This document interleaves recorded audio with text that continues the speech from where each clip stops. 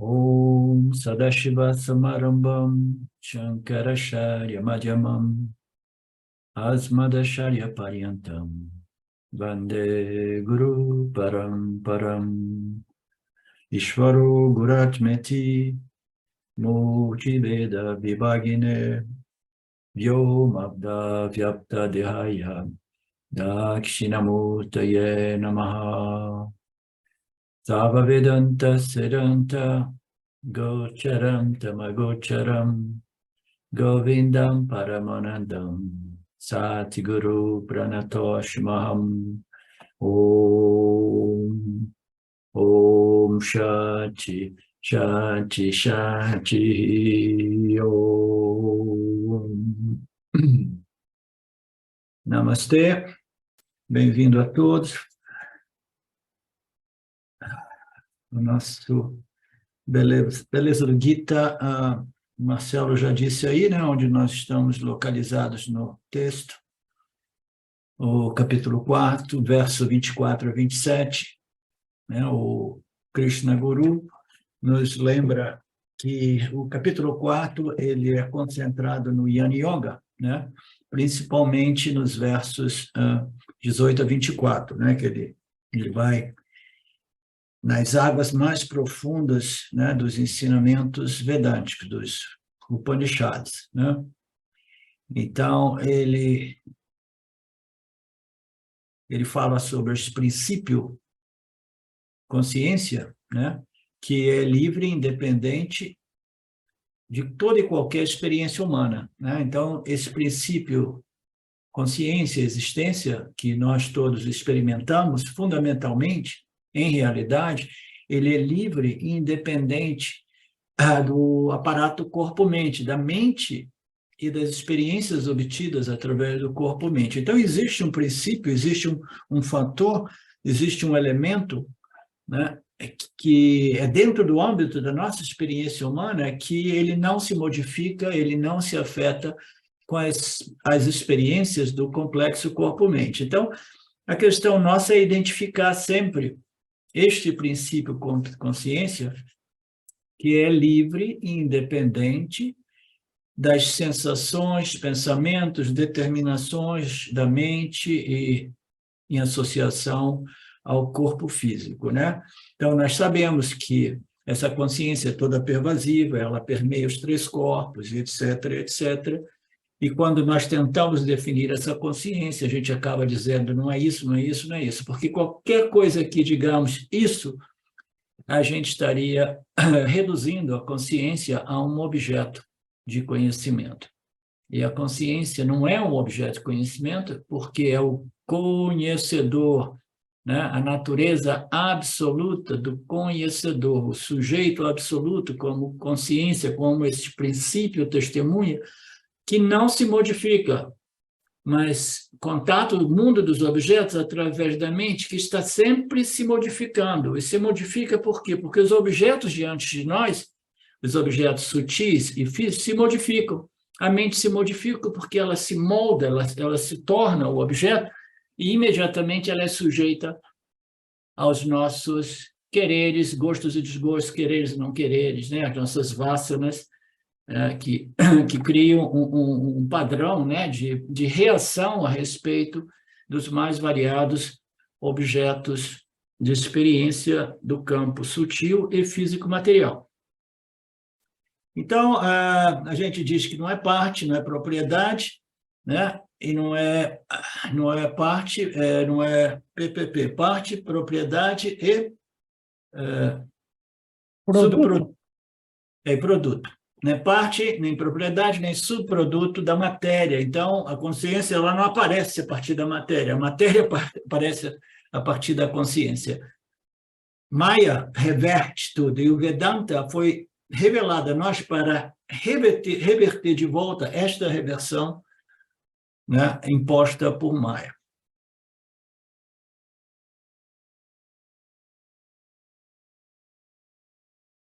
Então, nós vimos tudo isso.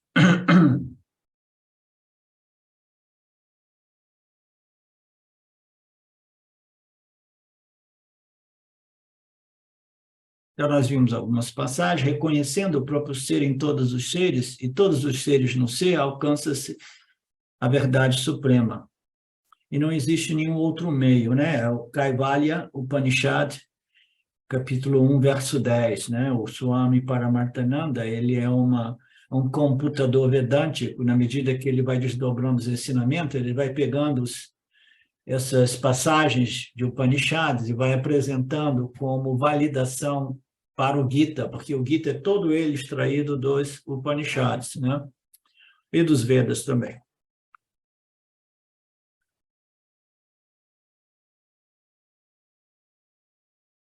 E essa ideia é transmitida aqui, reconhecendo o próprio ser em todos os seres e todos os seres no próprio ser, alcançamos a verdade suprema.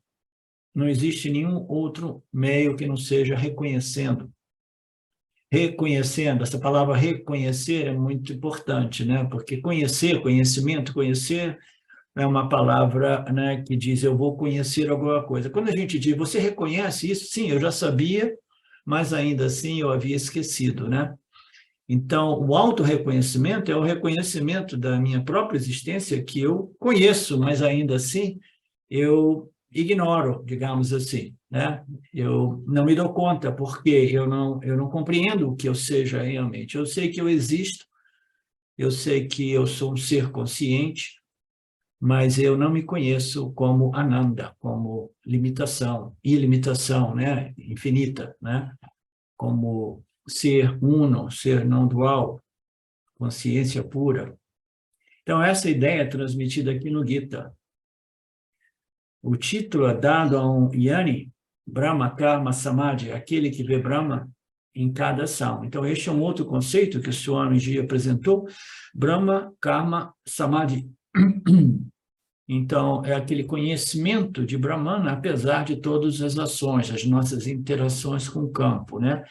Então, é um conhecimento que permanece, né, presente, apesar do mundo e nossas interações com os eventos do mundo.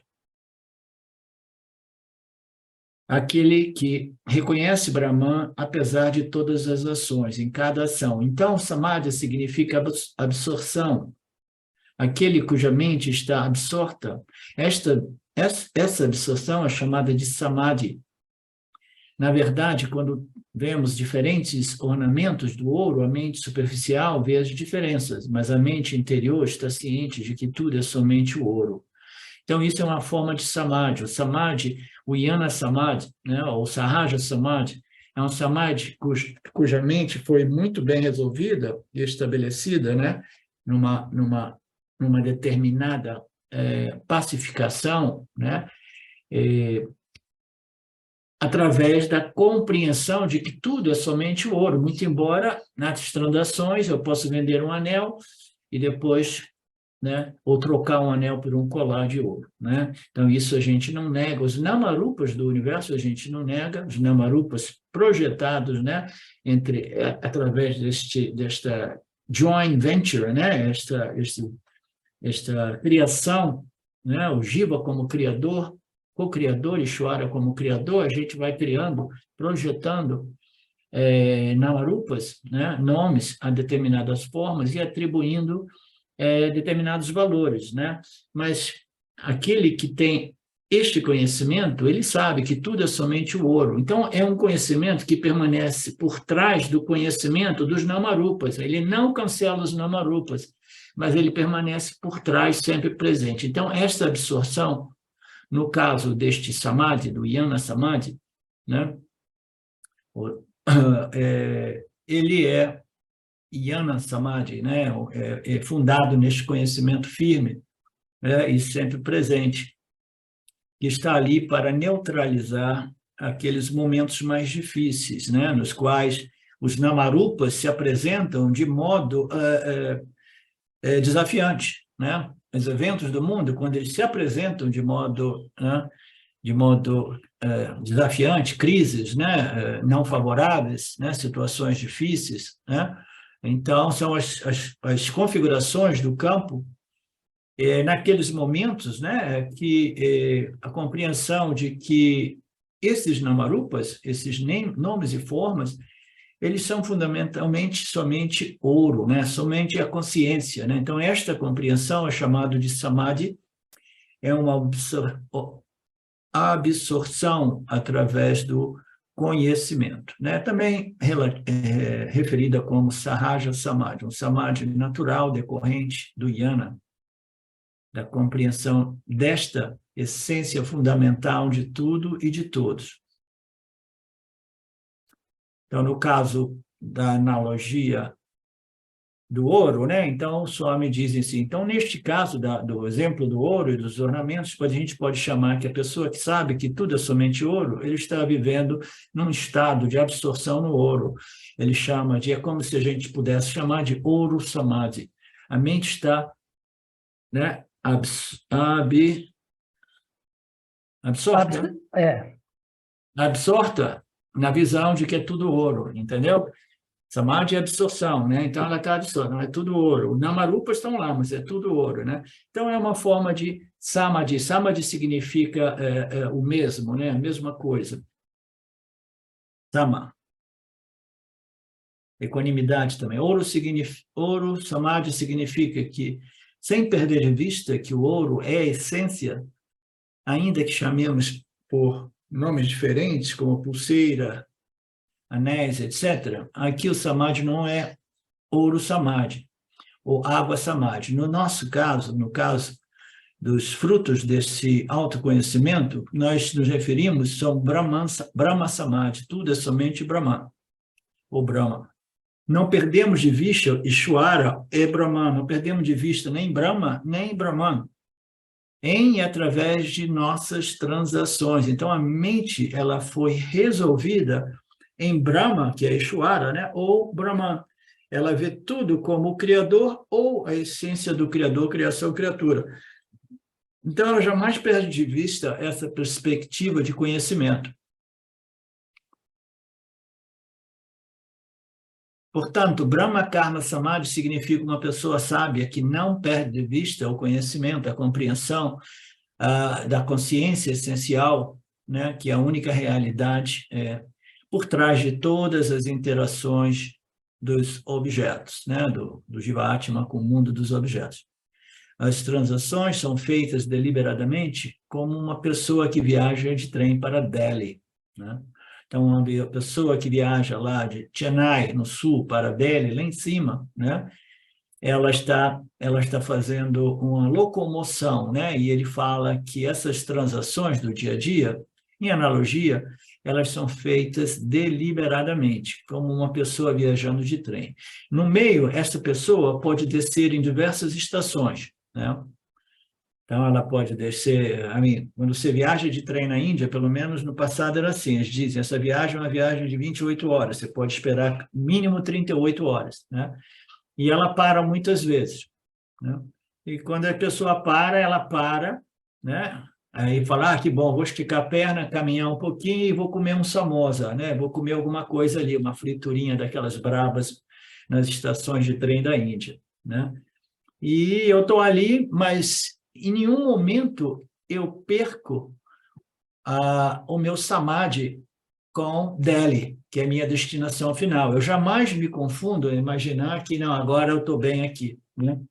Então, não, eu fico esperto, eu sei que o trem para por 10 minutos, quando ele sai, você tem que embarcar nele. Na Índia é muito curioso, porque os trens são antigos e muito pesados, né? Muitíssimo pesados. Então, quando o trem começa, bum, fazer o primeiro movimento, ele começa a se mover, né? E as pessoas continuam lá tomando chá, isso e aquilo, meu troco, isso e aquilo. Quando você vê, está todo mundo correndo atrás do trem e ninguém fica para trás. Pelo menos eu nunca vi ninguém ficar para trás. Eles pulam e entram no trem, que permanece com a porta aberta, né? Porque ninguém perde o samadhi Delhi, né? Eu estou indo para Delhi, e eu, mesmo que o trem pare diversas vezes, né, eu jamais vou me confundir, né? Então, em analogia, esta analogia vedântica, né, ou do Swamiji, eu não sei, eu penso só ter visto essa analogia do Swami Paramarthananda, né? Eu acho que eu já ouvi de outras pessoas, outros expositores também. Então, ela é muito aplicável à nossa experiência, porque nós entramos no mundo espiritual e a gente quer a felicidade, né? Mas no caminho para a felicidade né, permanente, digamos assim, a felicidade, né, é o máximo da felicidade, né, que somente é possível através do autorreconhecimento. Eu sou a consciência e não o complexo corpo-mente, sujeito a todas as variações inerentes a ele, né? Então, neste caminho, a gente vai passando por diversas etapas, diversas estações, stations, né? Paradas, né? Station. A gente vai passando aqui, ali, aqui, ali, aqui, ali. E muitas vezes a gente pode dizer assim, não, tá bom assim, já deu, né?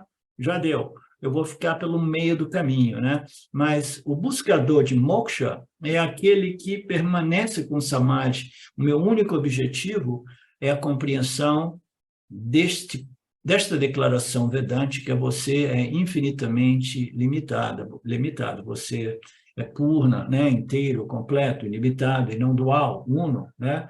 Esta é a sua real identidade. Então, o indivíduo, ele não se distrai com essas paradas, com essas etapas, né? Você sabe que tudo isso, e no mundo da yoga, a gente diz que a yoga é uma ignorância boa, a gente chama isso de leading error, é um erro que nos conduz à estação final, tá? Então, o que é o yoga? Uma ação que produz um resultado. Digamos que a Marinéia, depois de ter feito tanta prática, ou sadhanas, ela tenha desenvolvido uma mente satívica e ela fica em meditação, né, muito facilmente, né? Sempre que ela tem a possibilidade de sentar, ela entra num estado de pacificação mental e ela experimenta, né, uma certa beatitude, isso e aquilo. Ela pode dizer, não, já deu, tá bom, estou satisfeito, entendeu? Quando aquele estado está presente, eu me sinto bem. Quando a mente se modifica, eu sei que eu posso voltar para aquele estado, né? Então, deste modo, nesta trajetória, nessa viagem de evolução da alma individual encarnada, a gente vai passando por esses diversos estágios, né? E a gente, mantendo o samadhi vedântico, né? Que é assim, a minha destinação é a compreensão Aham Brahmasmi, eu sou a consciência, né? E eu confio que esta compreensão irá me libertar do samsara. Somente esta compreensão. Por quê? Porque eu sei que todos esses frutos que eu estou colhendo no caminho para o reconhecimento Aham Brahmasmi, eles produzem frutos, né? A Marinéia, depois de tantos anos, agora ela colhe o fruto de quê? De que ela sente uma mente tranquila, uma mente pacificada, né? Uma mente tranquila, em silêncio, em paz, né? Mas ela sabe que para aquilo ela precisa de fazer a sadhana dela, né? A sadhana.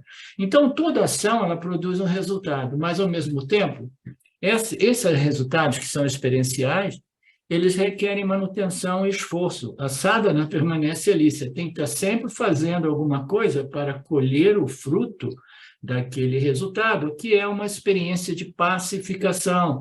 Os Upanishads nos dizem, existe uma pacificação final definitiva que somente é possível através de uma determinada compreensão, né? Então, você vai fazer um esforço, que tipo de esforço? Que tipo de sadhana? Uma sadhana diferente, uma sadhana intelectual de seguir a lógica desses ensinamentos, né, sob a luz dos ensinamentos, com a ajuda de um professor, né, de modo que esse esforço intelectual, que é uma forma de ação, entre aspas, mas uma ação meramente intelectual contemplativa, ela possa frutificar.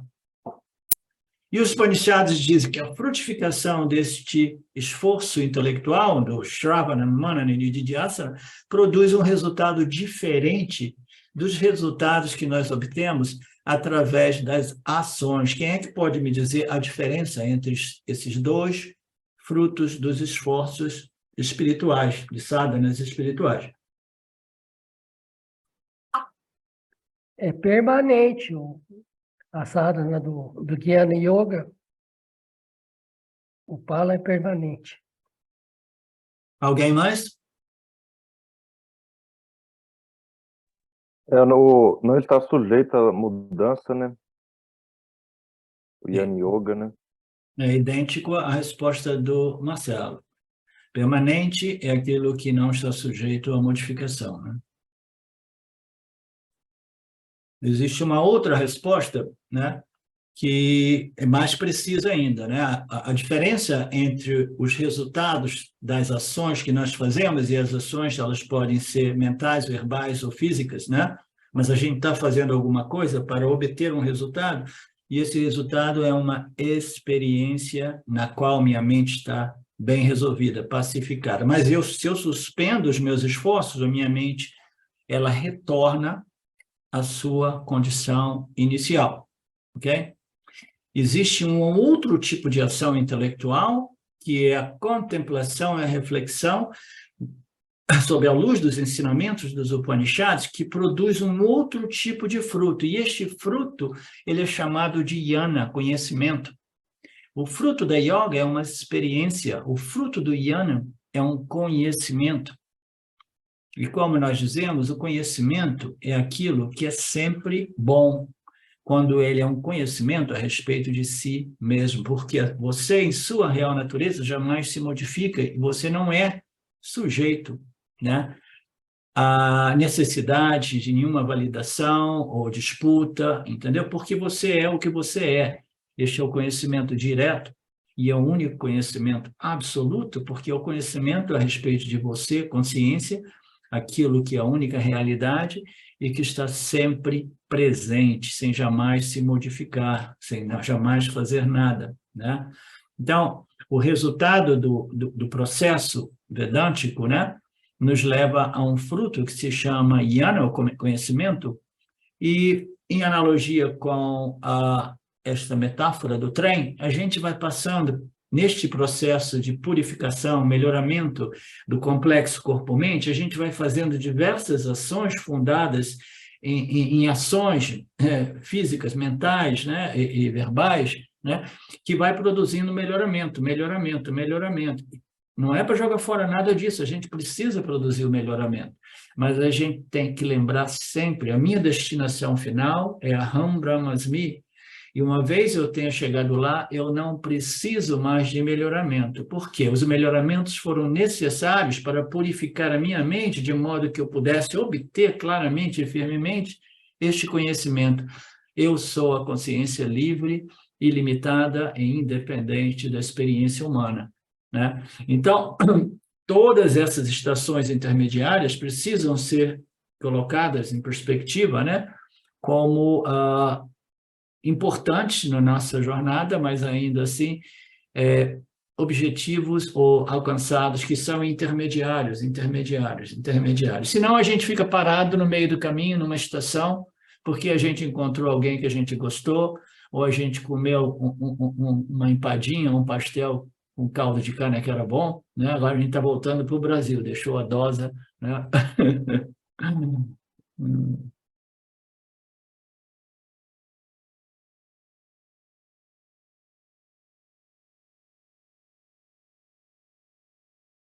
Então, você jamais esquece que você está indo para o Samadhi, Brahman Samadhi, Aham Brahmasmi, e você, né, não fica parado, não fica preso naqueles estados impermanentes, né? De novo, cabe uma ressalva aqui, o fruto do autoconhecimento produz um sarraj natural, e esse sarraj natural, ele é, sim, sujeito a modificação, porque samadhi é um determinado estado. Qualquer estado mental, ele flutua, né? Então, o yogi ou o sansari, ele experimenta, o sansari experimenta estados mentais muito flutuantes, né? Extremamente flutuantes. O yogi, ele faz um esforço para que a flutuação dos seus estados sejam menores, né? Mas ainda assim ele experimenta. Mas ele experimenta menor se ele estiver fazendo suas sadhanas. Se ele suspende as sadhanas, as suas variações são semelhantes às variações mentais do samsara. E do jnana, as variações, elas são muito pequenas em comparação, entendeu? É inevitável que exista uma variação, porque um estado se refere à mente, e a mente ela se modifica de acordo com as proporções das três energias, né, operando na mesma, né? Então, existe sim, mas o Yanni, ele tem um estado, né, que eu chamo de bônus do autoconhecimento. O autoconhecimento é feito de conhecimento e somente conhecimento, e ele resolve a mente, né, de um determinado modo, que ela permanece, né, muito predominantemente num estado que nós podemos chamar de samadhi. Samadhi é o mesmo, igual, same, né? Por quê? Porque ela não sofre essas variações. A compreensão Aham Brahmami estabelece a mente assim, entendeu? Por que ela estabelece a mente assim? Quem é que pode me dizer? Por que a compreensão final estabelece a mente assim, em vez de assim? Quem é que pode me dizer isso? Não está sujeito às variações. É como um termostato. Então, ela permanece assim, né? Porque o autoconhecimento queimou as vássanas que dizem, né? Se eu tiver isso e aquilo, aí minha mente fica bem resolvida. Então, o autoconhecimento, que é a natureza de que eu, a sua consciência, sempre cheia, plena e completa, e eu não preciso de nada a ser adicionado, e nada pode ser subtraído de mim, ele vai estabelecer a mente como? Livre dos desejos e aversões. Vocês entendem? Este é o bônus do autoconhecimento. Então, voltando para a Índia, o cara está no trem, ele desce e ele dá R$100 para comer um samosa, e daqui a pouco o trem começa a partir, né? E o cara lá que vendeu a samosa fica dizendo, não estou sem troco, tem sem troco. Aí o cara acaba deixando o troco na estação, né? Mas ele não esquece que o caminho final dele, a destinação final dele, é o estabelecimento no autoconhecimento. Atmanista. Isso é chamado de Brahmanista. Nista. É estabelecido em Brahman, estabelecido no Yana. Yananista, Brahmanista. E, portanto, esta pessoa, este Yana, é chamado de Brahma Karma Samadhi. E aqui neste verso, Krishna está falando sobre qual Yani? Sannyas Yani ou Grihastha Yani? Krishna está falando sobre Grihastha Yani.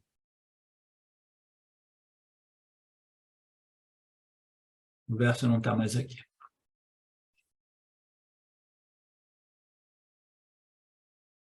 Ele está falando... É o 24.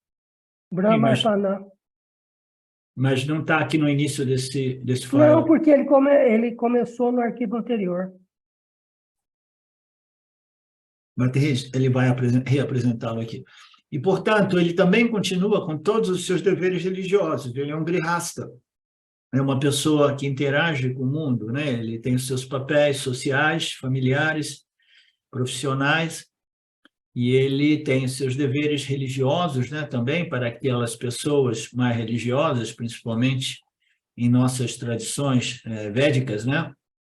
Então, ele vai fazer os pujas, vai fazer aqueles rituais do fogo, né? Aquelas coisas. Ele é um yani, mas ainda assim ele faz tudo isso, né? Então, o verso muito provavelmente deve fazer menção, né? Deve mencionar essas atividades religiosas, né? Que é uma indicação de que a pessoa é um grihasta, né? Porque o sannyasi, ele não faz rituais. Então, o indivíduo que é um grihasta, dentro da tradição védica, ele faz rituais diários.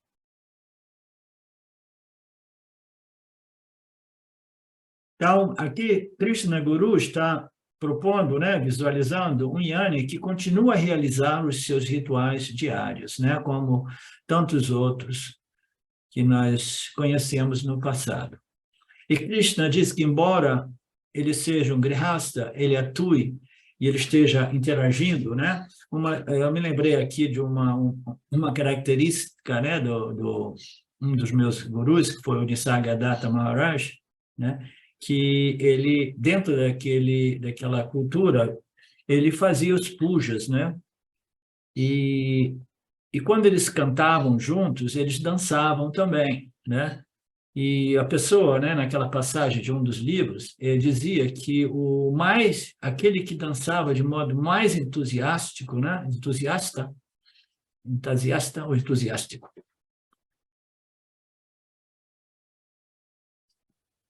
Entusiasmadamente. Ok. De modo mais entusiasmado, né, era o próprio o Nisargadatta Maharaj. Ele disse que ele era uma coisa selvagem quando eles começavam a cantar os bhajans ou os kirtans, né, em rituais assim. Ele se tornava uma coisa selvagem, né? E as pessoas falavam assim, pô, mas que Yanni é esse, né? Então, por quê? São duas coisas distintas, né? Uma coisa é o conhecimento e a outra coisa é a sua natureza, corpo-mente, fazendo aquilo que ela foi programada, condicionada a fazer.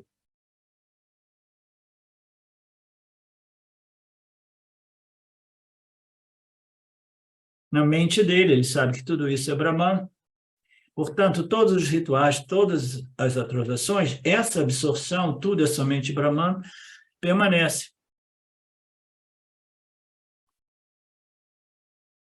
Brahma Aparnam significa um instrumento com o qual as oblações são oferecidas. Uma colher de pau, usada em rituais, é chamada neste momento de Arpanam. É um instrumento que serve, né, para oferecer uma oblação a Ishwara. A palavra Arpanam tem vários significados, mas neste contexto é a colher de pau com a qual a oferenda é feita naquele ritual. E como o Yanni vê tudo isso? Como Arpanam Brahman, né? Um instrumento de Brahman. Assim como um cientista sabe que isso também é energia em movimento, que o inteiro universo é energia em movimento, ou prótons, nêutrons e elétrons em movimento, o relógio também é energia em movimento. Diamante também é carbono, carvão também é carbono, e ele sabe apenas uma pequena diferença de configuração naquilo que é a mesma coisa. Mas se você pedir a essa pessoa que troque seu anel de diamante por um pedaço de carvão, ela dirá não, não, não. Né? Eu sei que tudo é carvão, eu sei que tudo é a consciência, mas eu não vou trocar a minha moedinha de ouro com a sua moeda falsa de lata, de bijuteria, né? Essas diferenças e valores transacionais permanecem dentro do âmbito de Mithya, né? Quando você está em Mithya, você precisa observar, né, as configurações e as regras de Mithya, né? É como uma passagem do Gita que nós vimos já, acho que no capítulo 2, ou vai chegar, não estou lembrado, que diz que, né, aquele que vê Brahman em tudo não faz nenhuma distinção, né, numa barrinha de ouro e uma bosta de vaca, né? Então, mas não é que o cara que tem esse conhecimento vai pegar uma bosta de vaca e levar no banco e dizer assim, olha, isso aqui, ó, eu quero que você deposite. Mas como assim? A gente não deposita essas porcarias aqui, né? Ele falou, você tem que depositar, porque no meu conhecimento, na minha visão não dual, isso aqui é idêntico a uma barra de ouro, né? Naturalmente, você não pode fazer essa confusão entre Satya e Mithya. Satya é a essência fundamental de tudo. Tudo é somente Brahman, né? Mas em Mithya, Brahman aparece como nomes, cores e formas. E elas são distintas e elas possuem, né, consensualmente, valores distintos. E a gente não pode confundir Mithya com Satya, né? Então, tem uma outra passagem aqui no outro texto vedântico que diz, para o Yanni, a ação é feita sempre na dualidade, mas a ação nunca está na dualidade, né? Então, aquelas aparentes contradições, né, literais, né?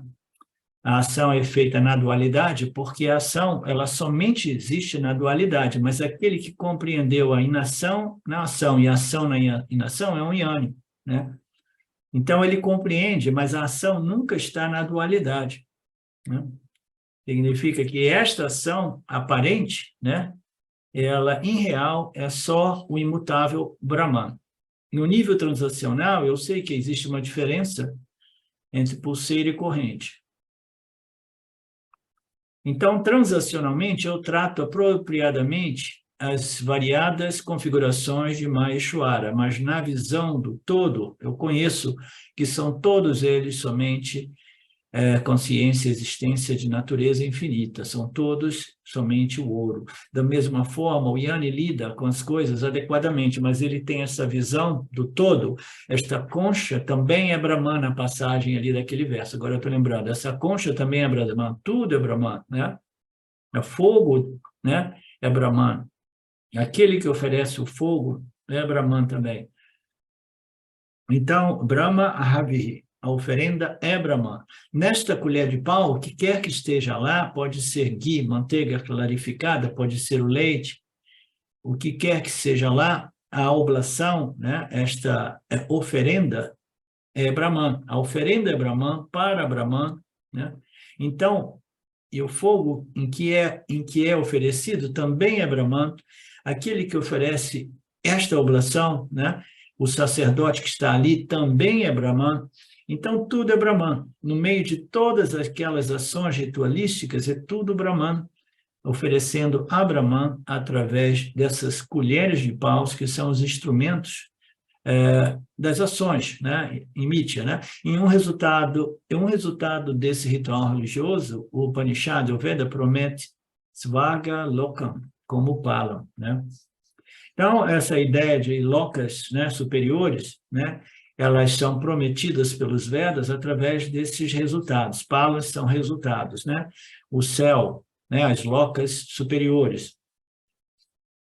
Jnana diz que não está interessado. Então, o Yanni, né, os Vedantinos dizem, não, eu não estou interessado numa loca celestial, né? Se eu tiver que permanecer estacionado em algum lugar antes de retornar aqui para completar o meu trabalho espiritual, eu prefiro uma loca celestial, mas o meu objetivo não é uma loca celestial, né? O Yanni, o Vedanti, não está interessado numa loca celestial, porque o céu, a loca celestial, também é Brahman.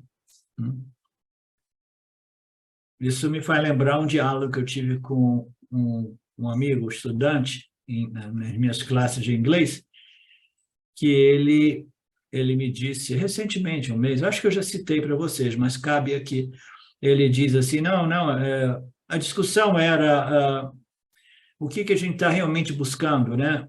E como essa pessoa ela tem uma vasana experiencial, né, yogic, e essas noções de que ele gostaria de encontrar Brahmaji, ter satsang com Brahmaji, né? E aí ele falou assim, não, então quando acabar tudo isso, a gente vai se encontrar ainda, ele dizia para mim, a gente vai se encontrar tendo satsangs com Brahmaji, em Brahmaji Loka, né? Aí eu falei para ele, poxa, mas se nós formos lá, tivermos satsang com Brahmaji, eu vou saber que Brahmaji simplesmente, né, é um objeto ocorrendo dentro de mim, porque a única realidade é Brahma, né? É Brahman. E eu sou Brahman. Então, se aparece um Brahman lá dando satsang, eu sei que é um fenômeno que existe dentro do âmbito de Brahman, e eu sou Brahman, né? Nada escapa a Brahman. Qualquer experiência em qualquer dessas locas ocorre dentro do âmbito da consciência e existência de natureza infinita. Nada escapa a Brahman, né? Você já pensou nisso? Que nada escapa à consciência, né? Em qualquer que seja a experiência, por mais sublime, mística, transcendental que ela seja, a gente jamais pode atribuir realidade a ela, mas sim realidade à luz da consciência na qual essa experiência transcendental está ocorrendo. Eu sou a única realidade. Consciência e existência de natureza infinita e todos esses fenômenos físicos e sutis ocorrem dentro de mim e não separados de mim como meras sobreposições, exatamente como uma miragem, né?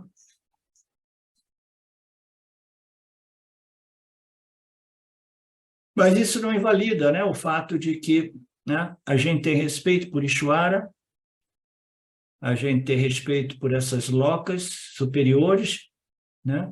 E se existem seres elevados lá oferecendo satsangs elevados, né? Que assim seja. Mas a única realidade é a consciência no qual tudo aquilo está ocorrendo, aparecendo. Essa é a visão vedântica, essa é a compreensão vedântica que jamais pode ser esquecida, né? Não importa os estágios, né? Qualquer que seja a experiência, a gente tem que lembrar que o nosso objetivo está estabelecido firmemente, claramente, na luz da consciência, no qual todos esses objetos de consciência, de experiência ocorrem, né?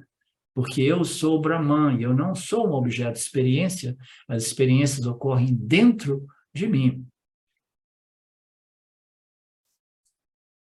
Portanto, tudo é Brahman. Este Brahman está aqui. Então, Brahmamaiva, Tena, Gandhatvam, somente Brahman deve ser alcançado. Tena, Gatavian, Brahmakama, Samajina, Harion. Então, tudo isso aqui a gente tem o hábito de cantar diariamente antes das nossas refeições, eu e a Silvia, né? Essa passagem deste verso, né? Eu acho que é o verso 24, do Gita, no capítulo 4, que foi extraída como uma oração de declaração de que tudo aqui é você, o fogo, a comida, né, e etc., etc.,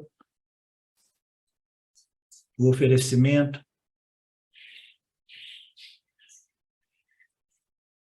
De modo que o Yana está absorto neste Brahman, Nista, né, estabelecido em Brahman. Portanto, isso é chamado de Sarvatra, Brahma Darshana, ver Brahman em tudo. Aqueles que frequentam a classe do Swami Paramarthananda, do Mundaka Upanishad, que Luiz estava dando simultaneamente ao Gita naquela época, devem se lembrar deste mantra, né? Somente aquele Brahman imortal está à frente de nós, aquele Brahman está atrás de nós, aquele Brahman está à direita, à esquerda, somente Brahman permeia tudo, em cima e embaixo. Este universo é o Supremo Brahman, só existe o Brahman.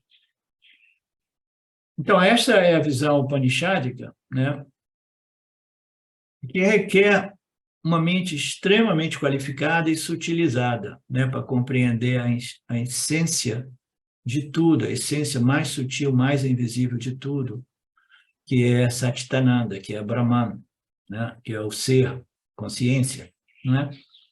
Então, aqueles de nós com esta qualificação, né, extremamente, né, rara, né, a gente pode viver dessa perspectiva de que tudo é somente o eu, Brahman. Não o eu corpo-mente, mas o eu, Brahman.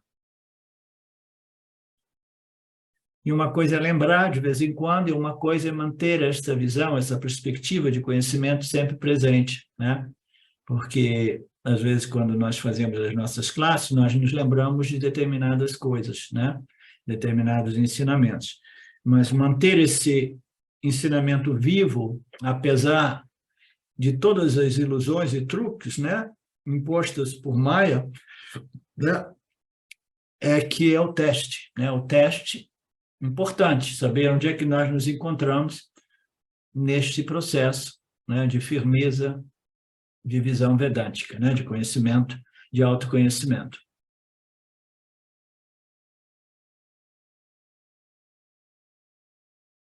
Existe apenas uma substância chamada Brahman, todo o restante são apenas namarupas diferentes, nomes e formas. O verso 25, alguns yogis oferecem o próprio eu, pelo eu no fogo de Brahman. Outros realizam Devayana somente.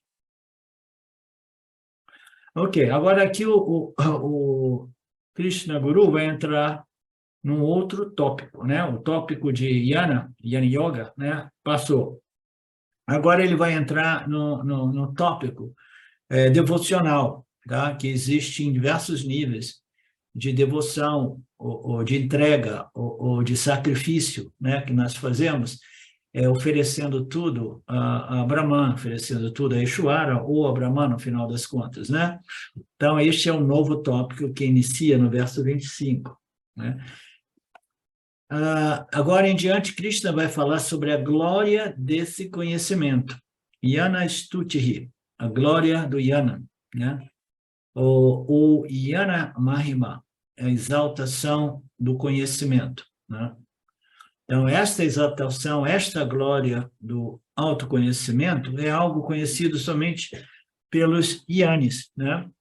E por nós, Vedantins, naturalmente, né? Então, é importante que seja exaltada o valor, né? A glória deste conhecimento, porque quase todo mundo, lá no mundo espiritual, não vê valor nenhum no autoconhecimento, né? Então, em diversas passagens dos nossos textos, nós exaltamos o Yana Stutihi, que é a glória deste conhecimento, Aham Brahmasmi. Então, agora, até o versículo 34, o Yana Stuti, né? A glória do Yana vai ser exaltada. E com os seus métodos. Krishna enumera várias disciplinas espirituais ou sadhanas espirituais, porque nas escrituras encontramos infinitas sadhanas prescritas. De fato, no hinduísmo, se você ler a última página do jornal hindu, regularmente descobrirá que a cada dia uma sadhana está sendo proposta no jornal. Olha, às vezes eles dizem que nama, japa, repetição verbal ou mental, é uma grande sadhana. No dia seguinte, eles falam de dhyana, meditação, é uma grande sadhana. Um dia eles dizem que yoga, karma yoga, como uma grande sadhana. Peregrinação, no outro dia, eles dirão uma grande sadhana. Aqui ele está dizendo uma grande, maior, né? Great. Great é uma grandíssima, né? Não é maior, é uma grande. Então, todas essas sadhanas são apresentadas naquele jornal, né, diariamente, mas esse texto, muito provavelmente, já deve ser de 10 ou 20 anos atrás, não lembro da data que o Swamiji fez essas exposições. Essa é a segunda exposição dele, eu acho, do Bhagavad Gita. Não deve ser muito antiga, não. As coisas estão mudando na Índia. Nos dias de hoje, eu não sei se os jornais estariam ainda publicando essas coisas, né? Então, existem todas essas sadhanas, inúmeras sadhanas são mencionadas. E por que são inúmeras? Porque vai depender do temperamento e do nível de desenvolvimento de cada um de nós, né? Krishna deseja enumerar algumas sadhanas. Ele enumera cerca de 12 ou 13. E ele chama todas essas sadhanas pelo nome de yajanaha. É um sacrifício, ou uma adoração, ou uma entrega. Vocês lembram dessa passagem dos ensinamentos nos últimos meses, que falávamos sobre yajanaha? Yana. Dhyana yajanaha, meditação. O Passava, está errado isso aqui, o Passava, Yadana, jejum, o Pavasa é jejum, abstinência. Então, tudo isso são partes de adorações, ou oferendas, ou sacrifícios, né? Vocês lembram daquela expressão que o Karma Yogi é aquele que faz o oferecimento superior a quase todas essas oferendas aqui, né? O que o Karma Yoga está oferecendo? Por isso que o Karma Yoga está lá em cima, né? Coladinho com o Vedanta, oferecido, né? Exposto pelos ensinamentos do Vedanta, porque é a yoga extremamente avançada. O que o Karma Yoga está oferecendo, sacrificando, como a gente diz, no altar de Ishvara, no altar de Brahman, no altar do Dharma, ele está sacrificando o ego, ele está sacrificando as vontades e os medos, né? Os desejos e aversões. os quereres e não quereres. A gente vai sacrificando as nossas vasanas, né, no altar de Brahman, no altar de Ishvara, né? Então, é o sacrifício mais elevado, que você está sacrificando, oferecendo o seu ego, né? As suas vasanas, né? No fogo, né? No fogo deste ritual interior, porque no Karma Yoga a gente não faz esses rituais físicos usando diversos elementos, né? O ritual é simplesmente, né, a lembrança, a cada momento, de estar sacrificando e oferecendo, né? É o yajna mais elevado, oferecendo os meus quereres e não quereres, né, no altar do Dharma, né? Eu sei, não, se é dármico, eu gostaria que o meu desejo fosse cumprido. Mas se não é dármico, eu sacrifico ele imediatamente, né? Até que a gente não tenha mais desejos adármicos, né? Aí, ainda assim, os desejos são dármicos, mas ainda assim a gente sacrifica o quê? A expectativa a respeito dos resultados, né? Então, são formas de entrega, de sacrifício, lembrando, dedicando tudo a Ishvara, deixando tudo na mão de Ishvara. Tudo isso é chamado de yajna. E por que eles são chamados de yajna? Porque em todas essas diferentes sadhanas, um fator uniforme, um fator comum existe. Qual é? É que o Lorde, o Criador, seja ele uma expressão de Ishvara, ou a essência de Ishvara como Brahman, Ishvara, o Criador, está sempre envolvido nas sadhanas, né? Nessas oferendas da criatura. Nós sabemos que existem 3 fatores em Mitya, né? O Criador, criatura e a criação. A criatura irá interagir com a criação, mas quando ela começa a compreender o Criador está sempre envolvido em todas as ações através desse espírito de doação, de oferenda, né? Então, o Karma Yoga, né, ele integra o Senhor em sua equação de vida, como eu costumo dizer, então o Senhor está sempre envolvido nas suas ações. Nesse caso aqui, são sadhanas, são práticas ritualísticas, né? Então, tudo isso são yajnas, são dedicadas ao Senhor, né, para o meu crescimento superior. Então, eu vou estar sacrificando um monte de coisas que são simplesmente diferentes expressões dos meus quereres e não quereres, do meu desejo de querer controlar o campo. Não, desculpe, Ishvara, eu sei que isso é fantasia, infantilidade, é bobagem, né? Então, eu sacrifico, né, esta minha fraqueza, esse meu esquecimento, né? Eu também jogo tudo isso no fogo deste conhecimento espiritual. Om Purnamada Purnamidam Purnamudachyate Purnasya Purnamadaya Purnameva Vashishate Om Shanti Shanti Shanti. Namastê. Saudações. Eu quero aqui deixar um pequeno testemunho. Através do estudo do Vedanta, com os ensinamentos sendo esclarecidos especificamente pelo professor Arlindo Nagar, foram canceladas em mim algumas noções que eram relacionadas com a ideia que eu tinha a respeito de alcançar algo que representasse uma grande realização espiritual. Então o Vedanta fez com que, pela compreensão, a minha mente ela abandonasse o papel de buscador espiritual. E isso para mim foi um marco inicial para uma outra relação com o processo de desenvolvimento espiritual, do qual, saibamos disso bem ou mal, é um processo que fundamenta a vida de todos nós.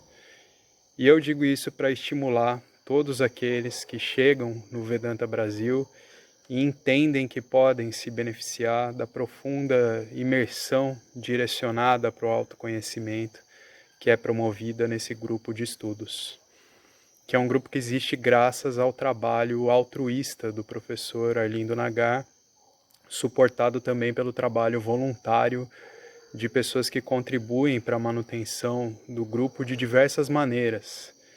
E entre as várias formas de contribuir com esse trabalho, as contribuições regulares em dinheiro, elas são necessárias. Então, se você se beneficia do trabalho desenvolvido no Grupo de Estudos Vedanta Brasil, faça uma contribuição. Qualquer quantia é muito bem-vinda. As informações para transferências em dinheiro ficam disponíveis na seção Avisos do nosso grupo no Facebook e serão colocadas na descrição desse vídeo aqui também. Namaskaras.